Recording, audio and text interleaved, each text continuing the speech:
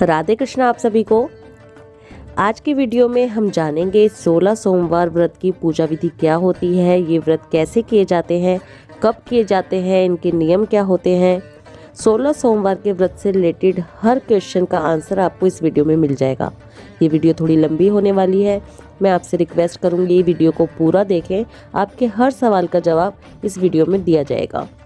Video शुरू करते हैं, लेकिन उससे पहले मैं आपसे एक बात बता दूं कि आज की वीडियो में आपको हो सकता है मेरी आवाज़ थोड़ी भारी सुनाई दे, क्योंकि मेरा गला बहुत ज़्यादा ख़राब है। उसके लिए मैं माफ़ी चाहूँगी। चलिए वीडियो शुरू करते हैं।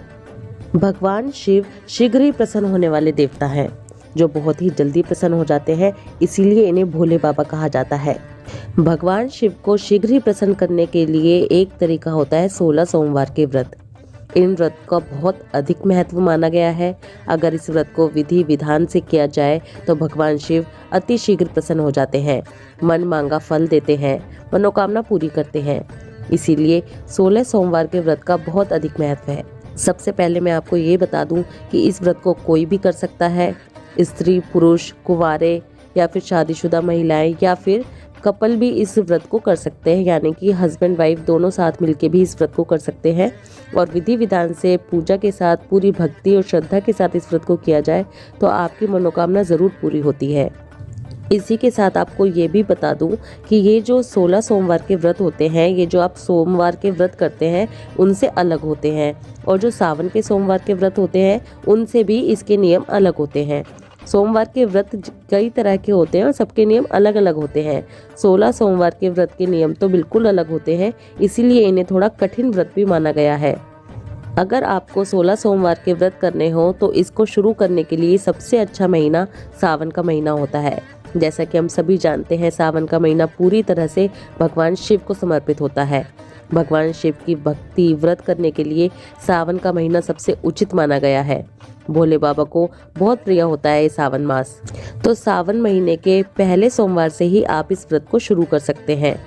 लेकिन अगर किसी वजह से आप सावन के महीने में इस व्रत को शुरू नहीं कर पाए हैं या नहीं कर सकते हैं, तो आप कार्तिक के मास से, मार्गशीर्ष के मास से, वैशाख मास से या माघ के महीने से भी इस व्रत को शुरू कर सकते हैं। अब मैं आपको थोड़ा सा 16 सोमवार के व्रत के नियम के बारे में बता देती हूँ। इस व्रत में नियम का पालन किया जाता है। 16 सोमवार के व्रतों को पूरे नियम के साथ, विधि जो इसकी होती है उसी के साथ करना चाहिए, तभी आपकी मनोकामना ज़रूर पूरी होती है। और पूरी श्रद्धा और भाव के साथ करना चाहिए। कोई भी व्रत पूजा अगर आप करते हैं तो मन में हमेशा श्रद्धा और भाव रखिए। कभी भी संदेह में कोई व्रत मत कीजिए, तो आपकी मनोकामना पूरी होने में भी हमेशा संदेह रहता है। तो इस व्रत के नियम जान लेते हैं।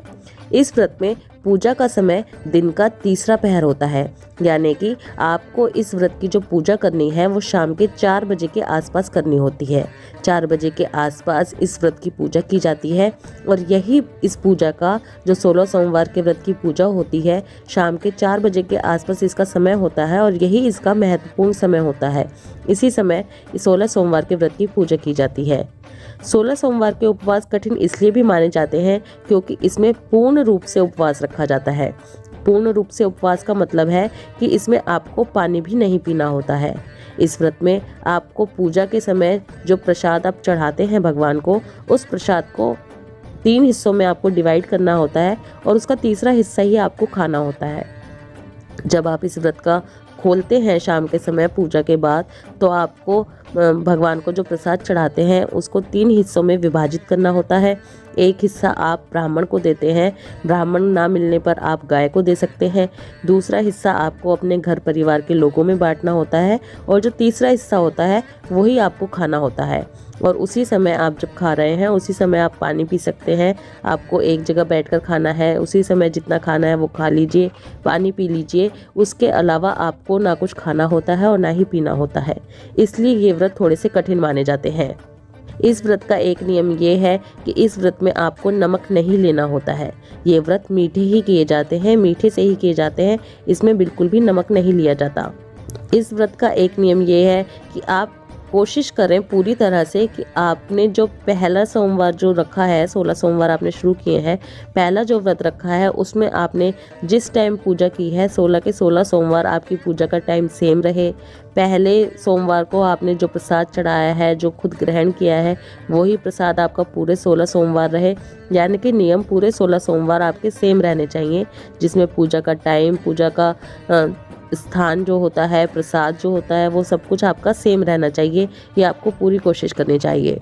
जब आप 16 सोमवार के व्रत कर रहे होते हैं तो आपके जब तक 16 सोमवार पूरे नहीं हो जाते तो आप किसी के घर नहीं जा सकते। मतलब सोमवार के दिन 16 सोमवार तक आप किसी के भी घर नहीं जाएंगे। सोमवार के दिन जब आपका व्रत होगा आपको अपने घर पर ही रहना होता है, ना तो किसी के घर जाना होता है और ना ही किसी दूसरे के घर का आपको खाना होता है कि कहीं से कुछ आया है और आप सोचो आज के प्रसाद में जो मैं व्रत खोलूँगा या खोलूँगी उसी टाइम मैं ये खा लूँगा। वो आपको नहीं करना होता है। आपको अपने ही घर का प्रसाद खाना होता है। 16 सोमवार के व्रत में आपको पूर्ण रूप से ब्रह्मचर्य का पालन करना होता है। व्रत के दौरान अपना ध्यान आपको शिव जी में लगाना होता है। भोले बाबा के मंत्र का जाप करना होता है। भोले बाबा के मंत्र ओम नमः शिवाय या फिर महामृत्युंजय मंत्र होता है, जो आप कर सकते हैं आसानी से, आपको याद हो। आप उस मंत्र का जाप ज़्यादा से ज़्यादा कीजिए और पूरा दिन शिव में ध्यान लगाए रखिए। ये तो होते हैं 16 सोमवार के महत्वपूर्ण नियम। व्रत रखने से पहले आपको इन नियम के बारे में जानना बहुत ज़रूरी होता है। अब इसके बाद जानते हैं पूजा विधि। 16 सोमवार के व्रत की पूजा विधि कैसे होती है, कैसे करते हैं। इसके लिए सोमवार के दिन आपको सुबह जल्दी उठना होता है। सुबह जल्दी उठने के बाद नित्य क्रियाओं से निवृत्त होना होता है। उसके बाद आपको जो नहाने का पानी है उसमें थोड़ा सा गंगा जल मिलाना चाहिए और थोड़े से काले तिल मिलाने चाहिए। थोड़ा सा गंगा जल और काले तिल मिलाकर स्नान करें। आपको उस दिन सोमवार का जब आप व्रत रखेंगे सर धोकर आपको नहाना होता है। नहाते समय गंगा माँ का ध्यान करना बहुत ही ज़रूरी होता है। नहाते समय आप गंगा माँ का ध्यान कीजिए। गंगा माँ के जो विभिन्न नाम हैं उनका उच्चारण करते रहिए। जय माँ गंगे, जय माँ नर्मदे, जय माँ गोदावरी, जय माँ यमुना, इस तरह से आप गंगा माँ के विभिन्न नामों का उच्चारण करते हुए स्नान कीजिए। स्नान करने के बाद आपको शुद्ध वस्त्र धारण करने होते हैं। हमेशा कोशिश कीजिए कि पूजा के समय आप नीले काले वस्त्र ना पहने और भोले बाबा की पूजा के दिन सफ़ेद वस्त्रों का महत्व बताया गया है, तो अगर आपके पास सफ़ेद वस्त्र हो तो वो ही धारण करने चाहिए। इसके बाद आप जो पूजा करेंगे वो पूजा आप घर पे भी कर सकते हैं और किसी मंदिर में जाकर भी कर सकते हैं। जैसे आप डेली पूजा करते हैं, सुबह के समय आपको वही सेम पूजा करनी है, कोई विशेष नहीं करना। लेकिन आपको जब आपका पहला सोमवार है तब आपको पूजा करते समय संकल्प ज़रूर लेना है। जब भी आप कोई व्रत करते हैं, कोई नियम लेते हैं, तो आपको संकल्प ज़रूर करना चाहिए। यही बात हम एकादशी के व्रत में भी बताते हैं। तो आपको संकल्प करना होता है। संकल्प करने के लिए अपने हाथ में आप जल लेंगे, पुष्प लेंगे, अक्षत लेंगे और दक्षिणा लेंगे। ये लेकर व्रत का संकल्प करेंगे। संकल्प करते हुए भगवान को बताएं कि प्रभु अपना नाम बोलें, अपना गोत्र बोलें और स्थान बोलें और फिर भगवान से कहें कि भगवान आज से मैं आपके इस नियम को या फिर इस व्रत को धारण कर रहा हूँ। अपनी कोई मनोकामना है तो वो भी भगवान के सामने रखिए और भगवान से प्रार्थना कीजिए कि भगवान मेरा ये व्रत नियम भली भांति पूर्ण हो, निर्विघ्न पूरा हो, ऐसा मुझे आशीर्वाद दीजिए। अगर किसी भी तरह की कोई भी गलती मुझसे हो जाए तो उसके लिए मुझे क्षमा कीजिए। अगर किसी वजह से मेरे व्रत या नियम के बीच में मेरी मृत्यु हो जाए या मुझे कुछ हो जाए तो कृपा करके मेरे इस व्रत को पूर्ण समझिए। इस तरह से संकल्प करते हुए जो आपने हाथ में जल लिया है, पुष्प वगैरह लिए हैं, वो भगवान के सामने अर्पित कर देने चाहिए।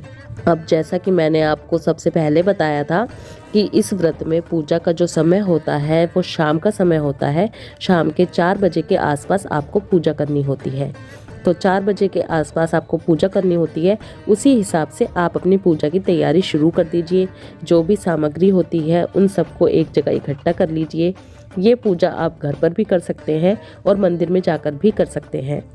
अगर आप घर में पूजा कर रहे हैं तो आपको तांबे का एक पात्र लेना होता है। थाली जैसा एक पात्र आपके पास होना चाहिए जिसमें आप शिव जी का अभिषेक करेंगे। अगर आप घर में पूजा कर रहे हैं, घर में ही शिव जी का अभिषेक कर रहे हैं, तो आप घर में पारे का शिवलिंग या फिर मिट्टी का शिवलिंग आप रख सकते हैं। शिवलिंग के साथ साथ आपको शिव परिवार की भी एक तस्वीर वहाँ पर रखनी होती है।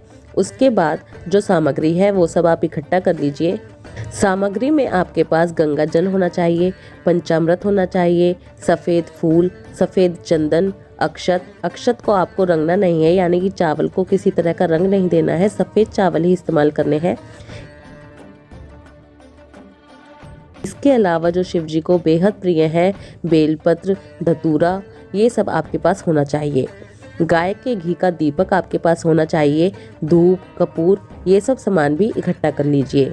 पंचामृत जो आप बनाएंगे, पंचामृत बनाने के लिए दूध, दही, घी, शहद और गंगा जल, इन 5 चीज़ों से मिलाकर आपको पंचामृत तैयार करना है।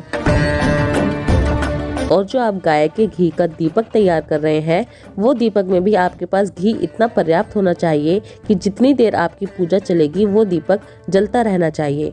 ऐसा नहीं होना चाहिए कि पूजा के बीच में ही आपके दीपक में घी खत्म हो रहा है, इसलिए ये सब सामान आप लेके बैठिए। इसके साथ अगर आप व्रत की कथा पढ़ रहे हैं तो आपके पास किताब होनी चाहिए। अगर आप सुन रहे हैं तो आपके पास फ़ोन वगैरह, जो भी जहाँ से भी आप कथा सुनेंगे या पढ़ेंगे, वो आपके पास होना चाहिए। इस सब सामग्री के साथ आपको प्रसाद के लिए एक फल लेना होता है। कोशिश कीजिए कि आप फल वो ही लें जो आप हर व्रत में खा सकें। मैंने जैसे पहले भी बताया कि आप कोशिश करें कि आपके व्रत की पूजा का समय, प्रसाद, स्थान सब कुछ सेम रहे 16 सोमवार तक। ये ट्राई करना होता है, इसलिए पहली बार में ही पहला जो सोमवार का व्रत होगा उसमें ही ये कोशिश कीजिए कि वही फल आप रखें जो आप आसानी से अच्छे तरीके से खा सकते हैं। और उसकी जो आप फल ले रहे हैं उसकी संख्या इतनी होनी चाहिए कि जब आप उसके 3 हिस्से करेंगे तो वो बराबर बराबर तीनों जगह आ जाए। जैसा मैंने पहले बताया था कि प्रसाद के 3 हिस्से करने होते हैं, तो इसलिए आप उतना ही प्रसाद लें, फल जो लेंगे। इसके बाद आपको प्रसाद तैयार करना होता है। भोले बाबा के लिए जो मुख्य प्रसाद माना गया है वो माना गया है आटे का नैवेद्य। तो आपको आटे का नैवेद्य तैयार करना होता है। आटे की मात्रा का भी आपको ये ध्यान रखना है कि आप जितना पहले व्रत में आटा ले रहे हैं वही आपको क्वांटिटी सेम रखनी है 16 के 16 व्रत में। मान लीजिए पहले व्रत में जो आपने आटा लिया, आपने 6 चम्मच आटा लिया है, तो हर व्रत में आपको 6 चम्मच ही आटा लेना है। अब आप आटे का नैवेद्य कैसे बनाएंगे? आटे का नैवेद्य बनाने के लिए आपको थोड़ा सा घी डालकर जितना आपने आटा लिया है उसको भून लेना है। उस आटे को भून लीजिए और जब वो भून जाए और हल्का सा ठंडा हो जाए तो उस पर आप बूरा या फिर शक्कर मिला लें, तो आपका ये प्रसाद तैयार हो जाएगा। यही प्रसाद शिव जी का मुख्य भोग होता है जो आपको तैयार करना होता है। अगर आप ये आटे का नैवेद्य नहीं बना सकते तो आप इसकी जगह कोई मिठाई भी रख सकते हैं। जो आप मिठाई भोग के लिए लेंगे वो कोशिश करें कि सफ़ेद रंग की हो तो बहुत अच्छा है। जो आप मिठाई या फिर आटे का नैवेद्य लेंगे उसकी क्वांटिटी भी इतनी रखिए, क्योंकि उसे भी आपको 3 हिस्सों में विभाजित करना होता है। ये हो गई आपकी पूरी सामग्री की तैयारी। पूरी सामग्री की तैयारी के बाद शुद्ध वस्त्र पहनकर आसन बिछाकर आप बैठ जाएं और इसके बाद अब आप सबसे पहले भगवान शिव के साथ पूरे शिव परिवार का आह्वान करें। हाथ जोड़कर विनती करें और भगवान को आमंत्रित करें कि भगवान आप अपने परिवार सहित आइए और मेरी इस पूजा को स्वीकार कीजिए। भगवान को आमंत्रित करने के बाद आप अपनी पूजा शुरू कीजिए। इसमें सबसे पहले गंगा जल से भगवान शिव का अभिषेक कीजिए। गंगा जल से भगवान शिव का अभिषेक करने के बाद जो आपने पंचामृत तैयार किया है उससे भगवान शिव का अभिषेक कीजिए। पंचामृत से अभिषेक के बाद एक बार फिर से दोबारा गंगा जल से भगवान का अभिषेक कीजिए। भगवान का अभिषेक सरसों का तेल, चने की दाल और काले तिल से भी किया जाता है। तो अगर आप वो भी करना चाहते हैं तो वो सामग्री भी आप लेकर बैठिए। एक एक सामग्री से भगवान का अभिषेक करते जाइए, लेकिन उसके बाद गंगा जल से हर बार भगवान को स्नान जरूर कराइए। बहुत से मंदिरों में होता है, हमने देखा है कि लोग पंचामृत से, दही से, शहद से भगवान को स्नान कराते हैं और फिर ऐसा ही छोड़ देते हैं। उनको शुद्ध जल से, गंगा जल से स्नान नहीं कराते हैं। आप खुद ही सोचिए कि अगर हमारे ऊपर थोड़ा सा भी कोई ऐसी चीज़ गिर जाए तो क्या हम उसे ऐसे ही छोड़ देते हैं? इसलिए ये बात हमेशा ध्यान रखिए। या फिर आप किसी और को भी देखते हैं तो उन्हें भी समझाइए कि भगवान का पंचामृत या किसी चीज़ से अभिषेक करने के बाद हमेशा भगवान का शुद्ध जल से अभिषेक ज़रूर करना चाहिए। भगवान को ऐसे ही नहीं छोड़ना चाहिए। अभिषेक करने के बाद भगवान को बेलपत्र जो है आपके पास वो अर्पित कीजिए, धतूरे के फल अर्पित कीजिए, भगवान को सफ़ेद फूल अर्पित कीजिए, चंदन अर्पित कीजिए। इसके बाद जो भोग आपने तैयार किया है फल का और आटे के नैवेद्य का, वो भगवान को अर्पित कीजिए। जब आप अपनी पूजा की शुरुआत कर रहे हैं तभी आपको दीपक धूप जला लेनी है।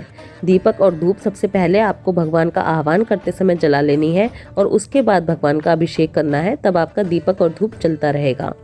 भगवान का पूरा अभिषेक और सब भोग प्रसाद भगवान को अर्पित करने के बाद आप जो 16 सोमवार की व्रत की कथा होती है उसको पढ़ेंगे या सुनेंगे। व्रत कथा पढ़ें या फिर सुने और उसके बाद कपूर के साथ भगवान की आरती करें। कोई भी पूजा हमारी तभी संपूर्ण होती है जब हम भगवान की आरती करते हैं। भगवान की आरती कीजिए और इसी के साथ भगवान से पूजा में हुई किसी भी गलती के लिए क्षमा मांगे। ये होती है 16 सोमवार के व्रत की विधि, पूजा की विधि। इसी तरह से प्रत्येक सोमवार को यानी कि 16 सोमवार तक आपको इसी विधि से पूजा करनी है, इसी तरह से आपको व्रत रखना है और फिर 17वें सोमवार को आपको उद्यापन करना होता है। आई होप इस वीडियो में 16 सोमवार के व्रत की संपूर्ण विधि हर तरह से आपको समझ में आ गई होगी। इसके बाद भी अगर आपके पास कोई भी क्वेश्चन हो तो कमेंट में ज़रूर लिखिए। ये 16 सोमवार के व्रत की संपूर्ण विधि होती है। इसी विधि से आपको 16 सोमवार के व्रत करने होते हैं। मन में भगवान शिव को बैठाकर उनके मंत्र जाप करने होते हैं और भगवान पर पूर्ण तरह से श्रद्धा रखनी होती है। भगवान शिव बहुत ही भोले हैं और बहुत ही जल्दी प्रसन्न हो जाते हैं। वो हमारी मनोकामना ज़रूर पूरी करते हैं, बस हमारे अंदर भक्ति भाव होना चाहिए। ये वीडियो अगर आपको अच्छी लगे तो वीडियो को लाइक कर दीजिए। ये जानकारी दूसरों तक भी पहुंचे, इसलिए वीडियो को जितना हो सके उतना शेयर कीजिए। अगर आपने अभी तक चैनल को सब्सक्राइब नहीं किया है, आप चैनल पर नए हैं तो चैनल को सब्सक्राइब भी कर लीजिए। Please like, share and subscribe. Radhe Krishna.